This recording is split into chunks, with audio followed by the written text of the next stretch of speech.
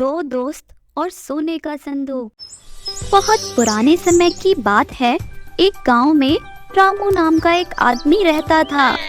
वो सब्जियां बेचने का काम करता था।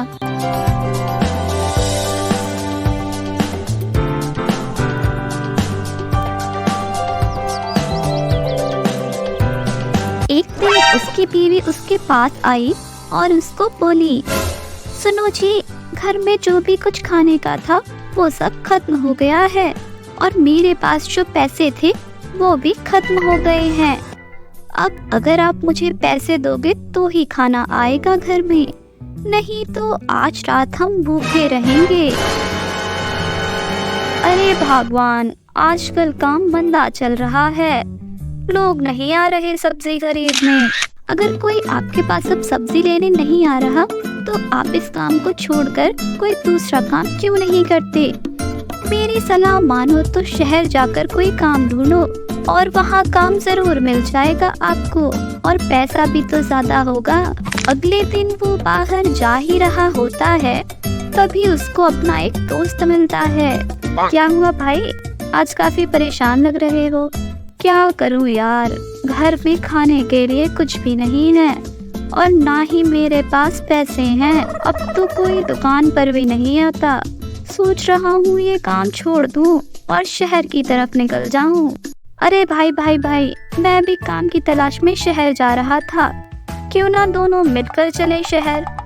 अच्छा ऐसा है तो फिर हम कल ही दोनों शहर की तरफ निकलते हैं।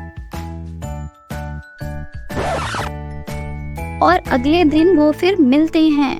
शहर जाने के लिए उन्हें एक जंगल से गुजरना पड़ता है और तभी जंगल से गुजरते वक्त उनकी नजर सोने के बड़े से संदूक पर पड़ती है। ये देखकर उनकी आंखें फटी की फटी रह जाती हैं। अरे भाई, ये तो असली सोना लगता है, ये यहाँ किसने रखा होगा? अरे हमें क्या करना, इसको आधा आधा बांट लेते हैं हम तो।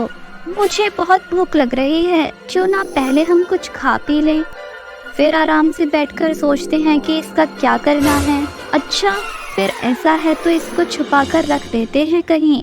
मैं भी तब तक तालाब से पानी भर लाता हूँ, तुम खाना ले आओ, मैं पानी ले आता हूँ। उसके बाद दोनों भाई मस्त खाएंगे आज तो। फिर एक दोस्त पानी लेने चला जाता है, लेकिन वो उस पानी में जहर मिला देता है। वही दूसरा दोस्त शहर से खाना लाता है और वो भी खाने में जहर मिला देता है। दोनों यही सोचते हैं कि वो एक दूसरे को मारकर सारा सोना हड़प लेंगे और फिर दोनों उसी जगह वापस आ जाते हैं और एक दूसरे को खाने की चीजें देते हैं और फिर एक दूसरे के मरने का इंतजार करते हैं। लेकिन दोनों ही चीजों में जहर था, जिसकी वजह से वो दोनों मर जाते हैं और वो सोना वही का वही पड़ा रह जाता है।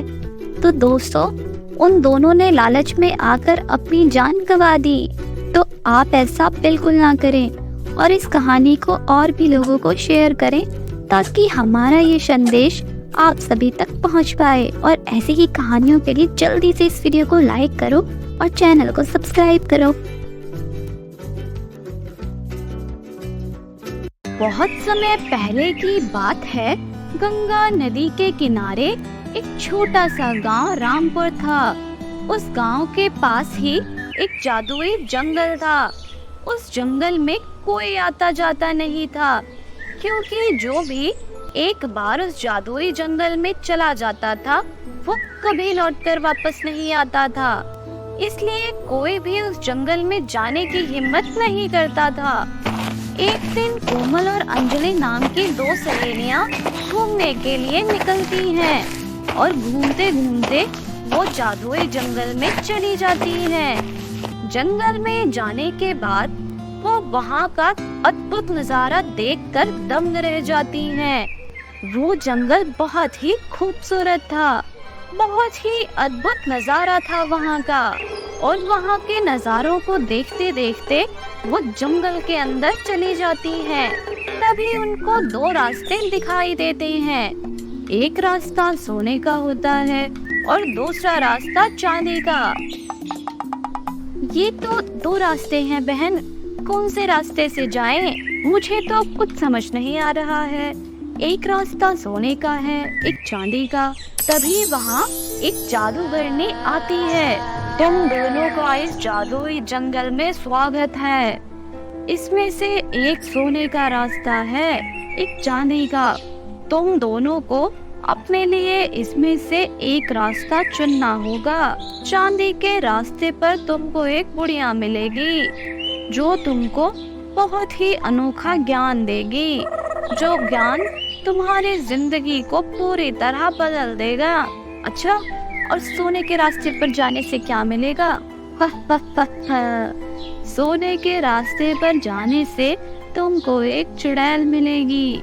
उसके पास खूब सारा खजाना है जो कि तुमको सोने के रास्ते पर जाने से ही मिलेगा। अब तुम दोनों बताओ, तुम कौन से रास्ते पर जाना चाहते हो? मैं तो खजाना लूंगी। मैं जाऊंगी सोने के रास्ते से। इस दुनिया में दौलत से बड़ा कुछ भी नहीं है। और तुम किस रास्ते से जाना चाहोगी?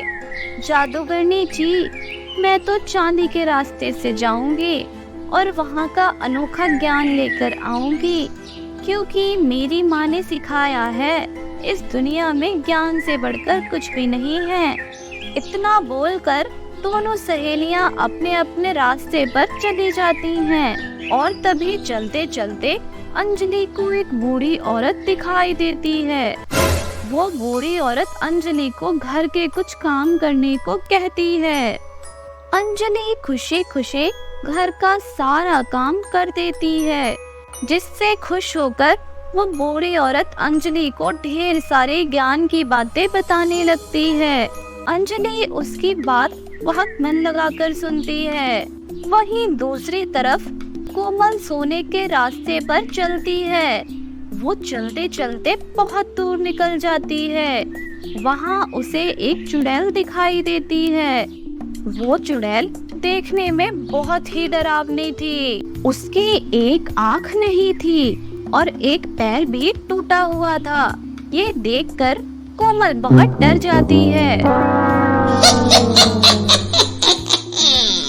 हाँ, मैं जानती हूँ तुम यहाँ पर खजाना लेने आई हो।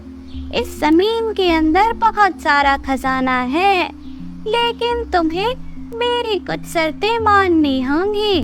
कोमल चुड़ैल की बातें सुनकर जल्दबाजी में हाँ बोल देती है। हाँ, मुझे आपकी सारी शर्तें मंजूर हैं। मैं यहाँ बस खजाना लेने आई हूँ। आप बस ये बताइए कि खजाना कहाँ है। चुड़ैल उसे एक कुल्हाड़ी देती है, जिसे कोमल जमीन की खुदाई के लिए इस्तेमाल करने लगी। खुदाई करते करते वो जमीन में बहुत बड़ा गड्ढा बना देती है, लेकिन उसे वहाँ कुछ भी नहीं मिलता। वो बहुत समय तक खुदाई करती रहती है और थक जाती है और फिर थककर चुड़ैल से बोलती है, खुदाई करते करते मेरी तो बहुत हालत खराब हो गई, लेकिन मुझे अभी तक कुछ भी नहीं मिला। आखिर खजाना है कहाँ? और फिर चुड़ैल जोर जोर से हंसने लगी। मैंने तुमसे झूठ कहा था, यहाँ कोई खजाना नहीं है। अब तुमको मेरी शर्तें माननी होंगी। तो शर्त के मुताबिक तुमको अपनी एक आँख और एक पैर मुझे देना होगा। क्या? पर ऐसा तो पहले आपने कुछ भी नहीं कहा था। मैंने तुम्हें जमीन की खुदाई से पहले ही कहा था कि मेरी कुछ शर्तें हैं। तुमने उन्हें बिना सुने ही हाँ कर दी। अब तुम्हें मेरी शर्तें माननी होंगी। अरे ऐसे कौन करता है? एक खुदाई के बदले मैं अपना एक पैर क्यों दूं तुम्हें? प्लीज मुझे यहाँ से जाने दो। मैंने तो तुमको पहले ही बताना चाहा था, लेकिन तुमने सुना ही नहीं। तो इसमें तुम्हारी गलती है। मैं कुछ नहीं कर सकती। अब शर्त के मुताबिक तुमको मेरी बात माननी होगी। नहीं, ये तो धोखा है। तुम ऐसा नहीं कर सकती। मुझे जाने दो यहाँ से। अगर तुमने पहले ही मेरी शर्त सुन ली होती तो ये ना होता। तुम एक बहुत ही लालची लड़की हो। तुम अपने लालच से यहाँ आई हो। अब मैं तुम्हें नहीं छोड़ूंगी। वो कोमल को पकड़ लेती है और कोमल का एक पैर ले लेती है। अब कोमल ना ठीक से खड़ी हो पा रही थी, ना चल पा रही थी। ये सब तुम्हारे लालच की वजह से ही हुआ है। इसकी जिम्मेदार तुम खुद हो। तुमने ज्ञान की जगह धन को चुना और तुम्हारी ये हालत तुम्हारे लालच का परिणाम है। अब तुम यहाँ से जा सकती हो। वो रोते हुए वहाँ से वापस चली जाती है। कुछ दूर चलने के बाद वो दोनों एक ही जगह पर आकर मिलते हैं जहाँ से उन्होंने चलना शुरू किया था। जब कोमल ने अंजलि को देखा तो वो पहले से भी बहुत ज्यादा खूबसूरत दिख रही थी और उसके चेहरे पर एक अलग ही तेज दिखाई दे रहा था। वहीं दूसरी तरफ कोमल बहुत ही ज्यादा बदसूरत हो गई थी। अरे अरे कोमल, ये तुम्हारी क्या हालत हो गई है और तुम्हारे एक पैर को क्या हुआ? उस चुड़ैल ने मेरा एक पैर ले लिया। उसने मेरी बात भी नहीं सुनी। मैं अपनी लालच की वजह से वहाँ गई थी, लेकिन मुझे वहाँ कुछ नहीं मिला और तो और मैंने अपना एक पैर भी गवा दिया। मैं खजाने के लालच में जमीन की खुदाई करने लगी। मैंने चुड़ैल की शर्त भी नहीं सुनी। आज मेरी ही वजह से मेरी ये हालत हो गई है। ये सब मेरी ही गलती है। मैंने तो चांदी का रास्ता चुनकर बहुत अच्छा किया। वहाँ पर मुझे बहुत अच्छी अच्छी ज्ञान की बातें जानने को मिली। अब अंजलि की बातें सुनकर कोमल को शर्म आने लगी। वो चुपचाप अपने घर चली गई। अंजलि ने अपने ज्ञान के दम पर खूब तरक्की की। सब में ज्ञान बांटना शुरू कर दिया और उसने सबको सही गलत की पहचान करना सिखाया। वहीं दूसरी तरफ कोमल को अपनी गलती का एहसास होने लगा। तो दोस्तों, कभी लालच मत करो और खूब मेहनती बनो और जल्दी से हमारे चैनल को सब्सक्राइब कर लो ऐसी ही मज़ेदार कहानियाँ रोज देखने के लिए।